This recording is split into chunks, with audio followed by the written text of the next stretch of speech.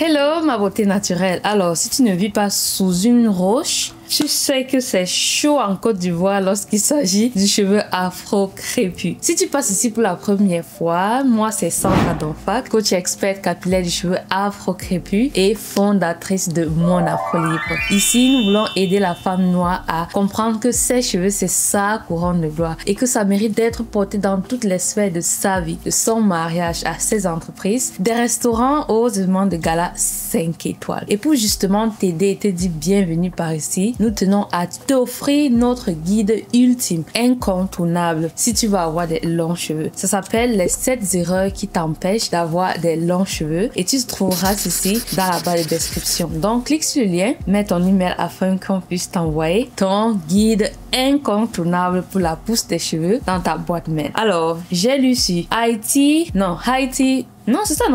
People Magazine. Miss Côte d'Ivoire interdit tout type de faux cheveux dorénavant. C'est officiel. Miss Côte d'Ivoire interdit tout type de faux cheveux pour faire la promotion du cheveu naturel. Perruques, tissage, extensions devront bientôt rester au placard des candidates qui voudraient tenter leur chance. D'autres changements comme celui concernant l'âge s'opèrent dans le concours. La limite s'étend jusqu'à 28 ans contre 25 ans jusque-là. Je savais pas ça. Vu d'Haïti et d'autres pays africains, de la Caraïbe, qu'en pensez-vous? Mes enfants libres, qu'en pensez-vous? Vraiment, c'est un sujet qui a fait polémique sur les réseaux sociaux. J'ai vu cela sur Instagram, j'étais en mode ok, la première chose que j'ai fait, c'est vous demander votre avis à travers mon Instagram. Si tu me suis pas sur Instagram, le voici ici. Et vraiment, j'ai eu des avis diversifiés et sur les commentaires des posts là que je voyais, je lisais en fait les commentaires pour voir en fait comment est-ce que les gens reçoivent cette nouvelle. Je vais tout d'abord te donner mon avis par rapport à cela et ensuite on va débattre et voir en fait est-ce que c'est vraiment réellement promouvoir nos cheveux ou encore il y a quelque chose qu'on devrait voir qui se cache derrière cela. Alors, pour une femme qui est ici pour promouvoir le cheveu afro crépus, bien sûr que lorsque j'ai vu ça, j'ai dit waouh! J'ai dit quelle bonne nouvelle. Ça c'est vraiment exceptionnel. Enfin on va quitter de oh Vogue n'a pas mis femme noire en couverture avec les cheveux afro crépus et comprendre que ça commence par nous. On ne peut pas avoir les concours de beauté dans le sens où personnellement ces trucs de concours de beauté j'aime pas ça. Je trouve que ça crée un certain standard chez la femme que chaque jour on dit oh il faut qu'on arrête de faire ça mais en même temps on fait. Mais bon restons focalisés Sandra.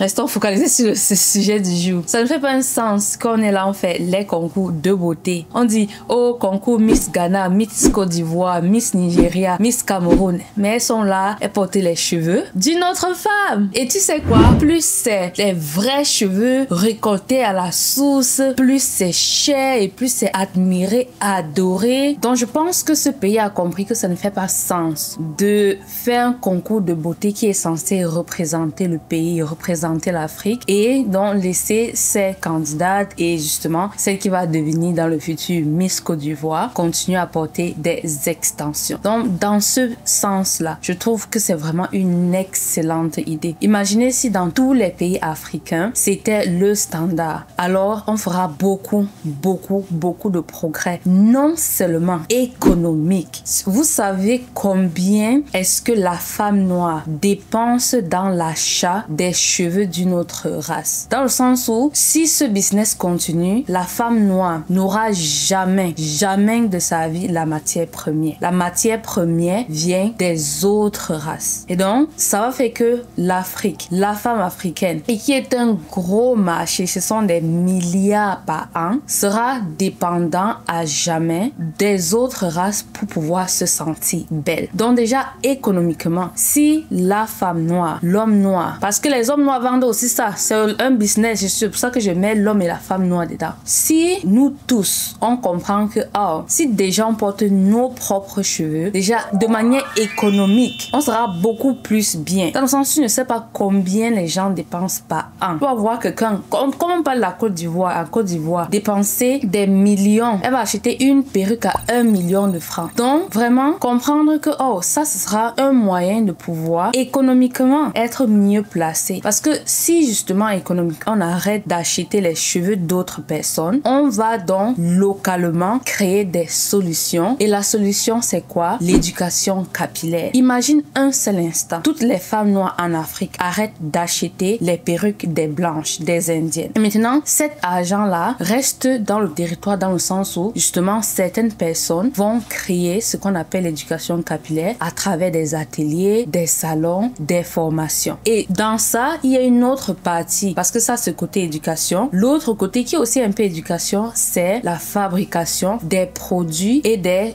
outils pour l'entretien du cheveu afro-crépus. Donc tu vois déjà, voici un marché qu'on perd parce que on s'occupe d'acheter les cheveux d'une autre personne et donc on s'occupe à acheter les produits qu'ils fabriquent pour l'entretien de leurs cheveux. Puisque c'est un peu comme aller vers la personne et dire oh s'il te plaît donne-moi tes cheveux. Bon, on dit pas s'il te plaît, on achète. Et après on dit oh comment est-ce que tu prends soin de ça? On te dit pour ça il faut le petit pain ici, la brosse ici, il faut telle huile. Maintenant imagine si en Afrique la femme noire prend soin de ses cheveux, alors il doit avoir l'éducation capillaire et ensuite il y aura la fabrication des produits et aussi des outils adaptés à l'entretien du cheveu afro-crépus. Tu vois déjà, non seulement on fait en sorte que l'argent ne sort plus d'Afrique dans un sens je trouve péjoratif, dans le sens ça nous apporte rien de bon parce que bien sûr aujourd'hui on est là de manière globale, on peut pas seulement dire on va seulement vivre nous-mêmes sur nous-mêmes etc. Mais il faut faire un échange qui fait un sens, il faut faire un échange où quelque part tu bénéficies aussi. Donc imagine les compagnies en Afrique faites par des Africains qui vont créer les produits pour entretenir nos cheveux. Ensuite les outils qui sont là pour entretenir nos cheveux. Ça fait un gagnant-gagnant pour l'Afrique. Tu vois? Donc ça c'est un côté que je pense que on met seulement le côté beauté de oh notre image, l'estime de soi, qui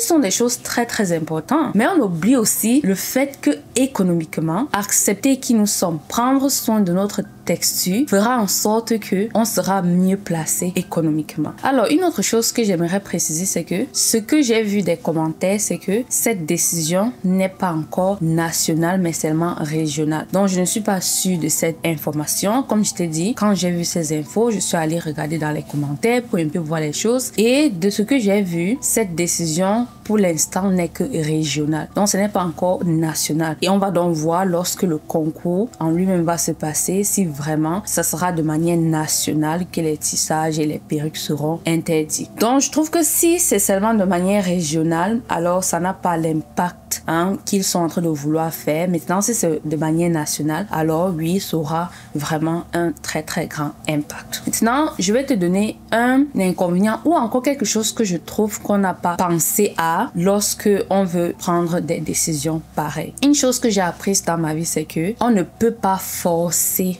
le changement. Lorsqu'il y a force, le changement ne va pas être durable. Le changement ne va pas être ce qu'on souhaite être. Je t'explique. Lorsque j'avais, je pense, 16 ans, je vivais chez mon oncle. Là-bas, je faisais des cours de langue. Et un soir, je me rappelle, non, c'était un matin, je pense. Il nous a regroupés, moi, Sarah, si vous connaissez Sarah Gimgono, c'est ma cousine. Oui, c'est ma cousine dans le sens, son père, c'est le petit frère, même père, même mère de mon père. Avec Diane de Afoli Proud, ce sont mes cousines. Et leur père, qui est mon oncle, nous appelle ce matin-là et dit, pourquoi vous portez même ces cheveux-là? Je pense que j'avais les rastas. On avait toutes des rastas, oui, parce que les greffe, on les tissages, on ne mettait pas. Au Cameroun, on appelle ça greffe. On avait toutes des rastas et il nous regarde, il dit, pourquoi vous portez ça? Nous, on le regarde à mode. Pourquoi il nous pose la question là de pourquoi on portait ça? Tu nous as vu hier toute notre vie. Bon, à un certain âge, on commence à te faire ses tresses. Comment est-ce qu'il nous demande? Nous, on était perplexes. En tout cas, moi, j'étais à mode. C'est quelle question ça, un beau matin où on vient te demander l'argent de taxi?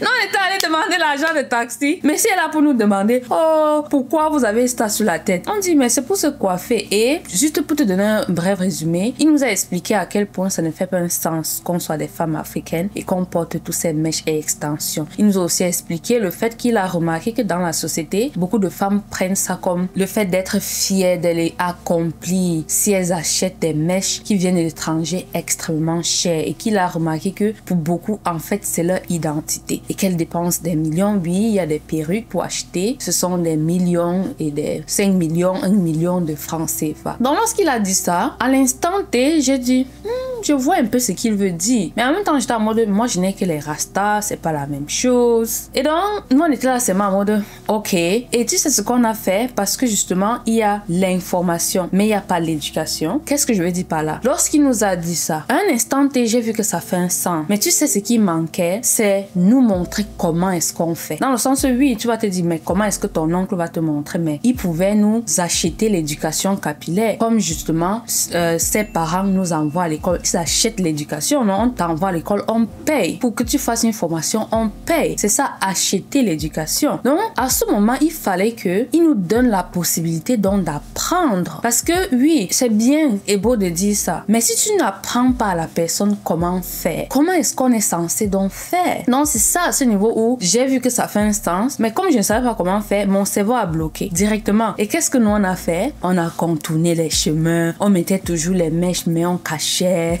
Et je suis sûre qu'il savait, mais au moins, je pense qu'il voyait qu'on faisait l'effort de ne pas trop en mettre. Donc, on faisait tout pour que ce soit à la longueur de nos cheveux. À un moment, on a commencé à plutôt mettre la laine. Donc, bref, on contournait comme ça, tout simplement parce que on ne savait pas comment faire. Et donc, une chose que je trouve que peut-être il manque, mais je ne sais pas, je suis pas dans l'organisation de Miss Cameroun. Cameroun. Voilà, c'est comme ça les Camerounaises. Je suis pas dans l'organisation de Miss Côte d'Ivoire. Et donc, je ne sais pas si dans ce plan d'action qu'ils ont mis en place, ils ont aussi mis le plan d'action de l'éducation capillaire. Parce que si tu veux que ton peuple puisse intégrer quelque chose, tu ne pourras pas le faire par la force, mais par l'éducation. Pourquoi? Parce que lorsque tu utilises la force, lorsque tu seras là, la personne va faire semblant de le faire. Mais lorsque tu vas tourner le dos, puisque la personne ne sait pas comment on fait, la personne ne va plus faire. Donc, si on est là, on dit à toutes ces candidates, portez vos cheveux. Je suis sûre que parce qu'elles veulent gagner le concours et elles sont aussi très chanceuses. Il y a YouTube, il y a des chaînes comme les miennes, il y a mon programme capillaire. Elles peuvent apprendre à travers ça et donc magnifier leurs cheveux. Mais pense à mon époque où ça va faire 8 ans ou 10 ans aujourd'hui. Il n'y avait pas trop ces trucs. Je ne savais même pas c'est quoi YouTube pour pouvoir aller apprendre là-bas. Donc, s'il n'y a pas ce côté où ils ont aussi mis en place dans le concours de Miss Côte d'Ivoire un département qui sera là pour apprendre l'éducation capillaire à ses candidates et par conséquent permettre à la population de comprendre que oh, il faut passer par l'éducation. Imagine si durant tout ça, lorsqu'ils sont en train de filmer, ils montrent que oh, il y avait tel expert capillaire et voilà les conseils qu'il faut faire pour prendre soin de ses cheveux. Alors le public va voir et comprendre que oh, il faut que j'aille apprendre comment prendre soin de mes cheveux. Mais si c'est seulement en mode allez vous débrouiller et il n'y a pas l'éducation dans ça, les gens vont voir et dire oh c'est beau, c'est bien, c'est une bonne idée. Quoique, je pense que tu as aussi vu, il y a plein qui ont dit que c'est une mauvaise idée. Il y en a plein, comme j'ai dit, l'éducation capillaire est importante. Il y en a plein qui ont dit ça ne fait pas un sens. Oh vos cheveux là, on n'aime pas ça, il faut être d'accord, les cheveux là c'est dur à entretenir, comment est-ce qu'elles vont faire, c'est vraiment pas une bonne idée, blabla. Il y a des commentaires comme ça. Donc voilà ce que je peux ajouter à ceci, c'est que c'est une très bonne idée, mais s'il n'y a pas l'éducation capillaire, ça ne va pas aboutir à grand chose. S'il n'y a pas l'éducation, forcer le changement, c'est seulement comme une flamme de paille. Et pour encore conclure, le changement viendra avec l'éducation. Une personne éduquée est une personne qui fera dans le coin, que tu es là ou tu n'es pas là, la personne va le faire. L'éducation, c'est comprendre pourquoi on fait quelque chose, quoi, le et comment. Parce que si je sais le pourquoi et je sais comment faire, alors que tu sois là ou pas, je vais le faire. Mais si c'est seulement dans la force, lorsque tu seras là, je vais faire semblant de faire. Mais lorsque tu vas tourner le dos, je vais arrêter de le faire. Donc dis-moi toi en commentaire, qu'est-ce que tu penses de cette information? Qu'est-ce que tu penses de, je peux dire, ce changement que Miss Côte d'Ivoire veut mettre en place? Penses-tu que ça va rayonner les cheveux afro-crépus dans notre continent? Ou encore, c'est plutôt comme les gens ont dit, une très très mauvaise idée? Et donc, pour toutes celles qui sont arrivées jusqu'ici, rappelle-toi que tu as notre guide à apprendre justement. Nous avons ici l'éducation capillaire. Prends cet e-book qui, comme j'ai dit, les 7 erreurs qui t'empêchent certainement d'avoir des longs cheveux afin de pouvoir apprendre ton éducation capillaire, afin de magnifier ton cheveu afro-crépus. Tu vois tous les cœurs qui sont ici, tous ces cœurs bleus magnifiques là, je te les offre et je te fais un gros câlin et je te dis à très très bientôt. Des gros bisous. Mouah. Bye bye.